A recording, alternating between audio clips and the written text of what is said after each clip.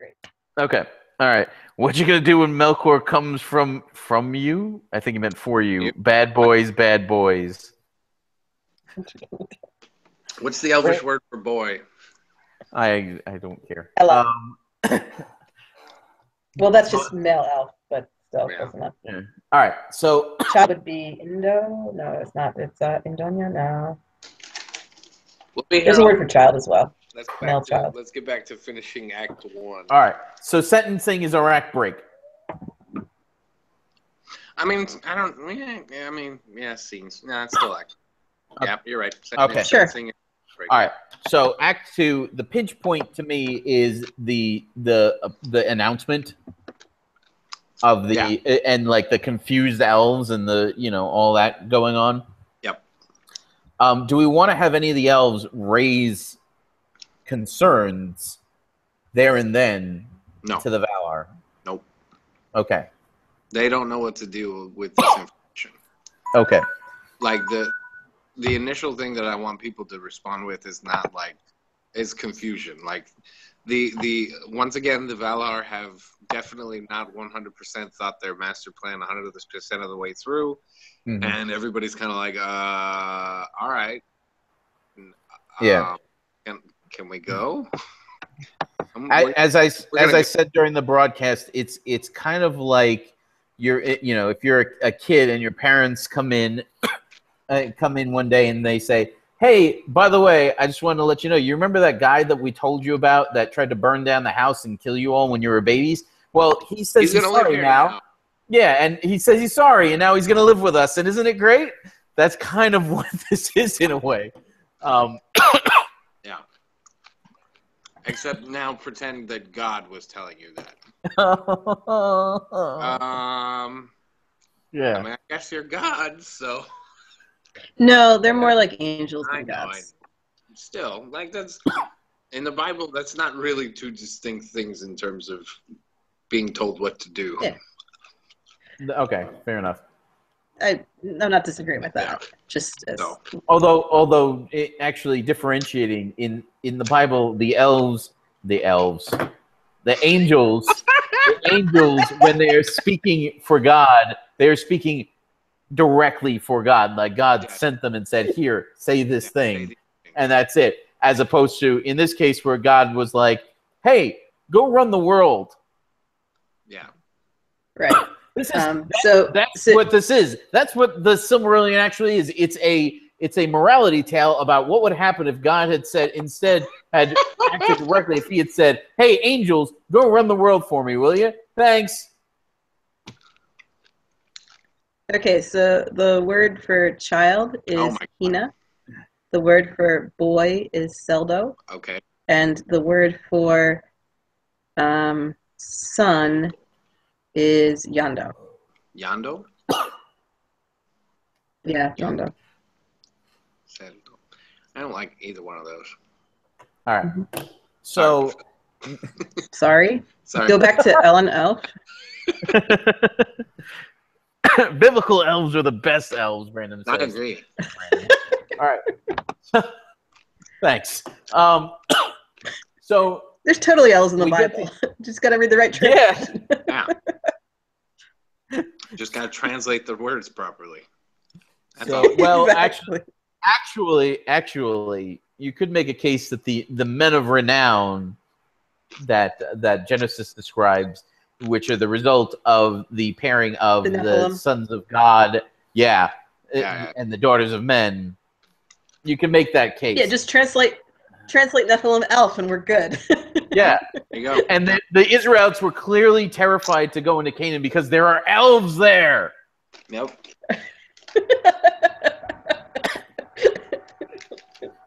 All right. Anyway, okay, so now not only are we drafting the Silmarillion, we're rewriting the Bible. This can only end well. Wouldn't be the first time. I'm pretty sure there's a verse in Revelation about if anyone adds a single word or subtracts a single word from this. I definitely need to add a second lightning rod onto this house. Yeah. So what is so where do we go from this then? Where do we go from the announcement of Melkor's probation? Like, do we just have him wandering around and elves kind of like closing their doors? At first, no one should want to talk to him. Yeah. He has a very uphill battle to get acceptance. So the first reaction is no one wants to speak with him. And the only person he can talk to is his guard who's following him around, probably Ianwe. Yeah. Actually, the announcement scene, I would actually like to get at least one shot from Melkor's point of view of him just looking out at the sea of like dismayed and confused faces. I don't think people should be afraid of him. I really don't. I think they should be. He is the devil. No, I know. That's part of the problem. They absolutely should be afraid of him, but they're not, because of how the Valar have handled this whole thing. So the Valar thought they warned the elves, but whatever they said, the elves didn't take as a warning. Is what you're saying? Yeah, like they're just saying that their angle is like we're trying to rehabilitate him, and you know. They don't warn him away from. They don't warn them away from interacting with him. I don't think people interact with him immediately. I think they're shy rather than afraid. Okay. You know what I mean? Yeah, more of a "who is this guy?" reaction. Like what? They're very. They basically don't know anything, and I think they're too. For the most and maybe part, they feel very safe and secure because I mean. They feel safe and secure, but it's also over their head. They don't think it's. They live in Valmar. Well, like, you don't lock your door in Valmar. Yeah. Well, like I mean, what we could do is kind of like almost a callback to the thing that we're cutting, where Melkor looks at the elves, and the thing that really seems to really get his goat is the fact that they are not afraid of him. Like he should be. I want him to actually say this. Like he's walking along with Ianwe, and people are just kind of looking at him and whispering, but not looking away, right? And he says, and it should be kind of ambiguous. His line is, "They're not afraid of me," right? And I don't know what Ianwe's opinion is. Is he pro Melkor rehabilitation? No, or he doesn't trust him for a second? All right, then. No, Ianwe was killed because Melkor ordered the Balrogs to kill him. So Ianwe has personal reasons to not like Melkor so much and not totally trust the guy. Mm-hmm. Yeah, I mean, like he during the conga line of accusers. Ianwe should be one of them. Yeah. And he should be like, you had me murdered. Like, he's like, yeah, the lamp's not a good idea. Not my best work, to be honest. And I was like, you had me murdered. Nobody heard him say that. He didn't. He doesn't mean it. Yeah. Well, and that's I where really it's know what Melkor's defense of that is. Really, I mean, other than, I know it would. I was mad. You know, like. Yeah.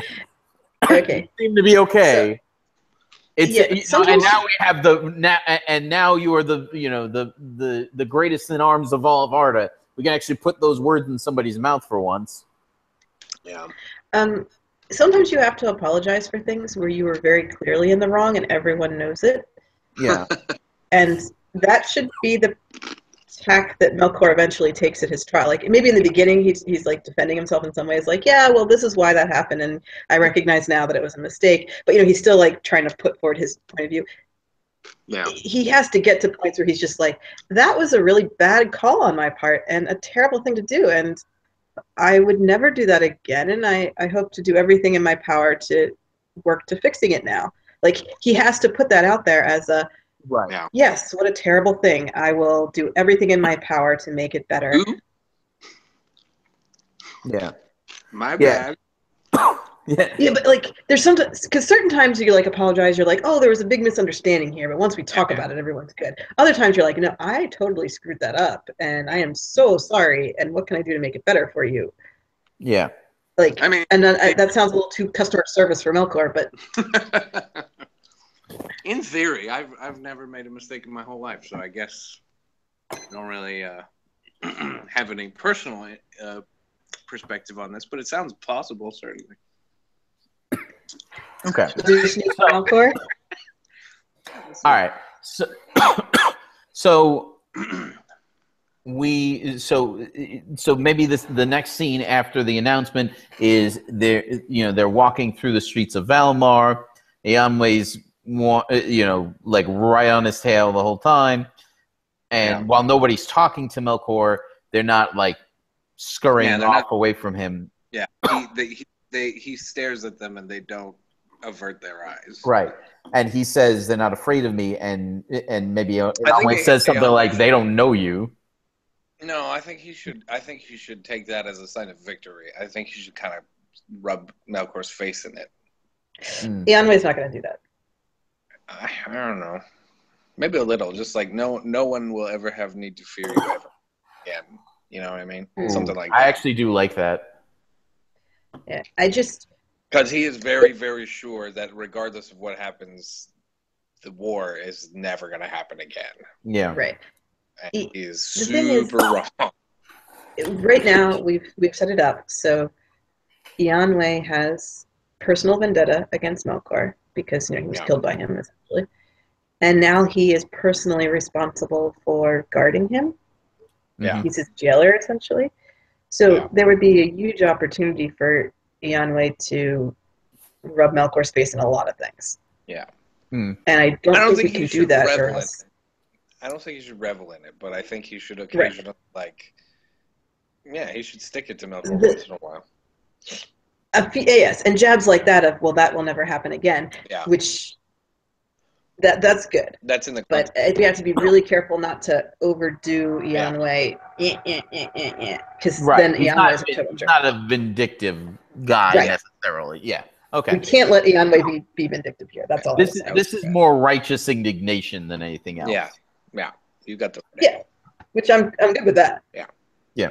Okay, so where are we going in this act? Because what's the do we want the midpoint of? Do we want? He needs to start doing stuff. Like he has to start doing be nice stuff. Right. And we do have to do something again with the elves, I think. Right. Yeah. No. What I'm getting at is where are we going in this act? Because I feel like Act 3 is going to be like he's like starting to work on his little project thing. Yeah. Okay. So like which makes the midpoint kind of like the end of his probation. Right. So that means he needs to start working on actually meeting his first elves and talking to them. And right. I would not be opposed to having a confrontation with Tulkas here a little bit. I would not be opposed to having one with Olmo. I don't think you should ever talk to Varda basically ever again. No, no, I don't think she wants to talk. I think he should be afraid to talk to Varda now. Yeah, like maybe he looks at her a couple of times during the trial and she just isn't having it. Like she's just not even really going to look him in the eye. Yeah. While he's making his case. Varda's eyes are very piercing. Yeah. He might be avoiding eye contact with her because he's afraid she's going to. She doesn't need to avoid eye contact with people. She looks right through them. Okay. So then the reverse of that. He occasionally looks at Varda and can't hold her gaze for any amount of time. Yes. The problem is. The problem with that is that it kind of gives away the fact that he's a friggin' liar. No, because we showed that it can make him look contrite if she looks at him and he can't and he bows his head. He keeps glancing up at her from under his eyebrows but can't keep it there. So he looks up and he looks down and he looks up and he looks down. Yeah, that would be good. Okay.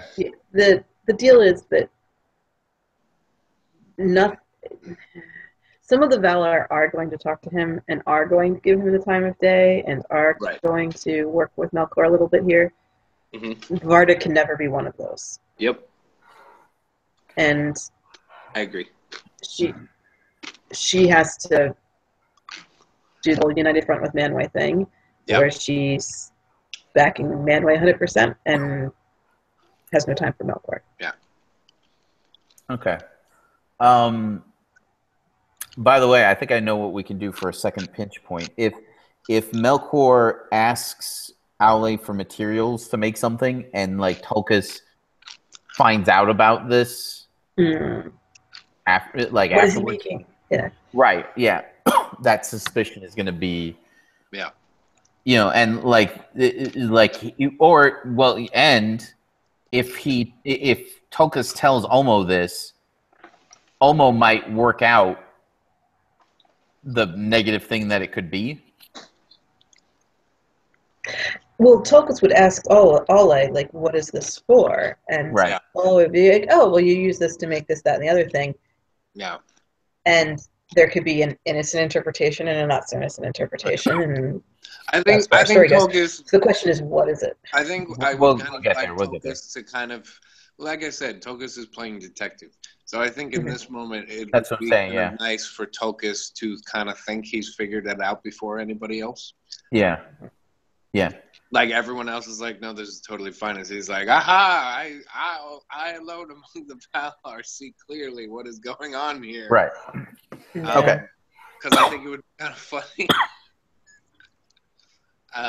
But also, yeah, like I can't figure out how that works any other way. So, yeah, like I kind of actually think specifically he doesn't tell Olmo what he is planning to do. He kind of wants to set himself up to be a superhero, essentially, because he's dumb as a sack of hammers. Okay. And, so at the end of the episode, almost like, dude, really? Are you what? Why? What? Oh my god. Okay. Yeah. So that's what I want. What we could do is like in this act, like. So in Act 1, the foil, like Melkor's foil, is the trial itself. Yeah. In this act, Melkor's foil is like Eonwë and the elves that he meets. It's probation, basically. Right. In the third act, his foil is, and that's when Tulkas starts to become the major foil for him. Yeah. Okay, so what we need to do is the beginning of it. We can get the beginning of it in this act, in Act 2. Right. How do we get to the end of the probation, or do we have the probation continue? No, because they want him to have free reign of Valinor before the end of the episode.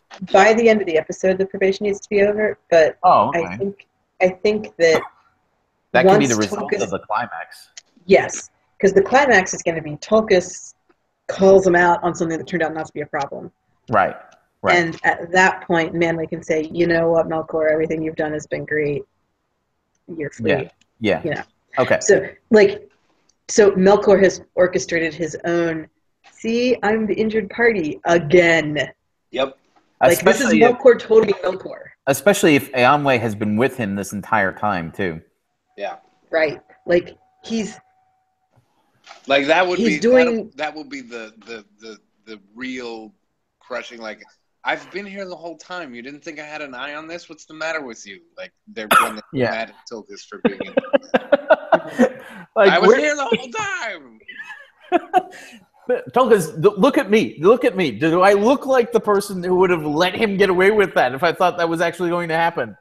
Yeah. So I think that character-wise, that works very well to end the probation as the result of the climax. Okay. So then, what is? So maybe the midpoint is when Melkor begins embarking on his project, but we don't tell the audience exactly what he's doing. Right. It's a mystery. He has a little aside with Aule, and we don't get to see. Like we should see that from Tulkas' perspective, where he you know, sidles up to Ale and kind of like whispers to him, and Ale is like, "Oh well, all right." Yeah. And Tokus is like, "I don't like what's going on here. Okay. I'm gonna go get my magnifying glass detective hat." Tulkas Holmes. Yes, Brandon. Okay. So in that case, how do we get to Melkor wants to do, like, there's got to be a need, and we're going to decide what that is in a few minutes. So if you're watching this live on YouTube, hang on, we'll be right back. If you're watching this on YouTube later, sometime, maybe tomorrow, maybe after that, maybe 1,000 years from now, because there will totally be YouTube in 1,000 years, and none of this will have degraded or be irrelevant by that point. You retinas. Yeah. So if you are watching this on YouTube at some point in the future, however far-flung it may be, definitely like and share the videos if you like and want to share them. If you don't, I'm sad.